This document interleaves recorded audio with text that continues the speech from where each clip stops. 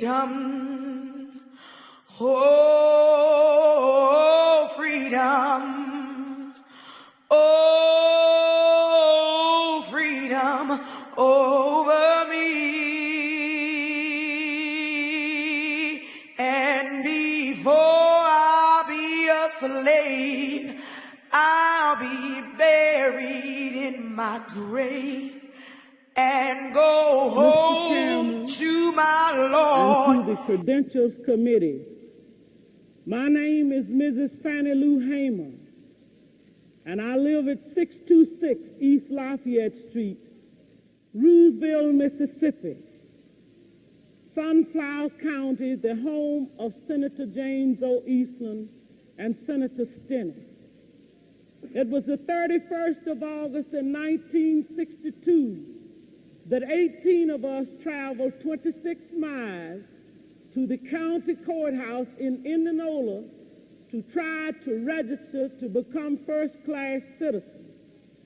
We was met in Indianola by policemen, highway patrolmen, and they only allowed 2 of us in to take the literacy test at the time.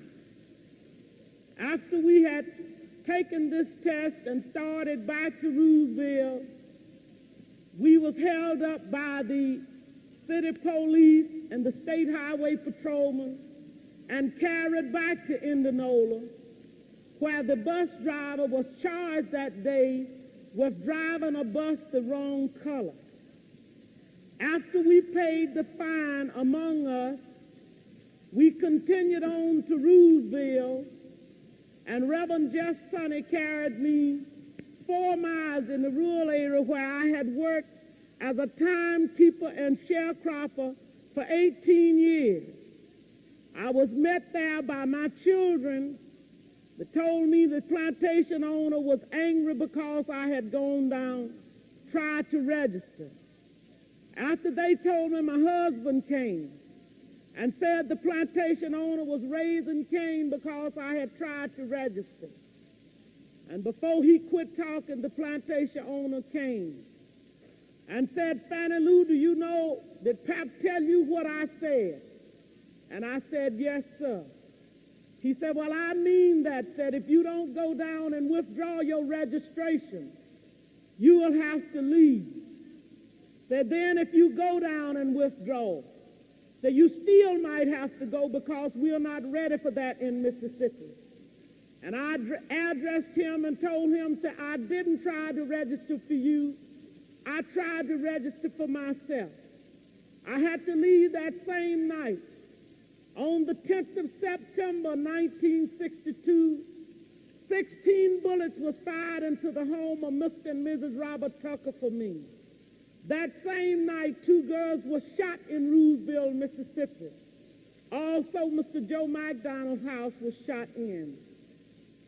In June the 9th, 1963, I had attended a voter registration workshop, was returning back to Mississippi. 10 of us was traveling by the Continental Trailway bus. When we got to Winona, Mississippi, which is Montgomery County, 4 of the people got off to use the washroom, and 2 of the people to use the restaurant. 2 of the people wanted to use the washroom.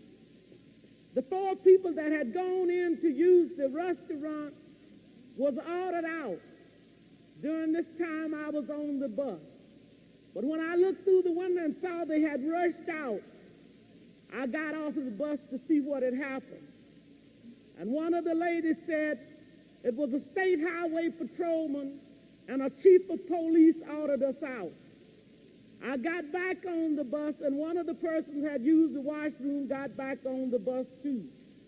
As soon as I was seated on the bus, I saw when they began to get the 5 people in a highway patrolman's car. I stepped off of the bus to see what was happening, and somebody screamed from the car that the fire workers was in and said, get that one there. And when I went to get in the car, when the man told me I was under arrest, he kicked me. I was carried to the county jail and put in the booking room. They left some of the people in the booking room and began to place us in cells. I was placed in a cell with a young woman called Miss Vesta Simpson. After I was placed in the cell, I began to hear sounds of licks and screams. I could hear the sounds of licks and horrible screams. And I could hear somebody say, "Can you say yes, sir, nigger? Can you say yes, sir?" And they would say other horrible names. She would say, "Yes, I can say yes, sir." So, "Well, say it." She said, "I don't know you well enough." They beat her I don't know how long. And after a while, she began to pray and ask God to have mercy on those people. And it wasn't too long before 3 white men came to my cell.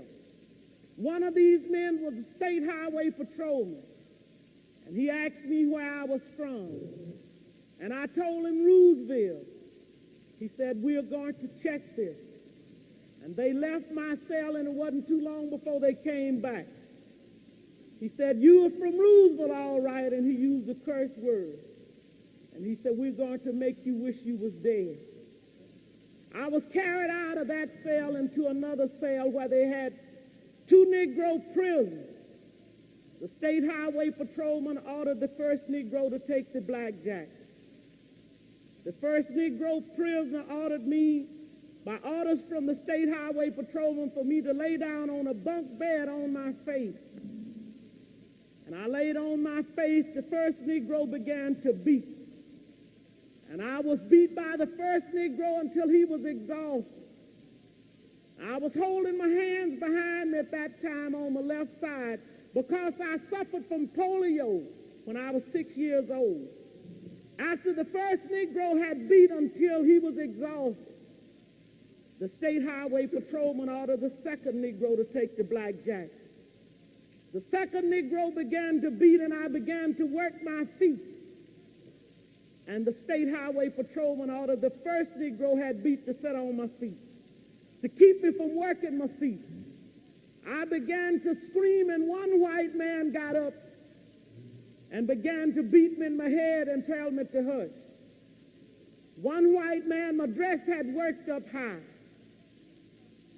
He walked over and pulled my dress. I pulled my dress down, and he pulled my dress back up.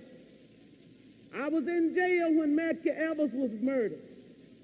All of this is on account of we want to register to become first-class citizens. And if the Freedom Democratic Party is not seated now, I question America.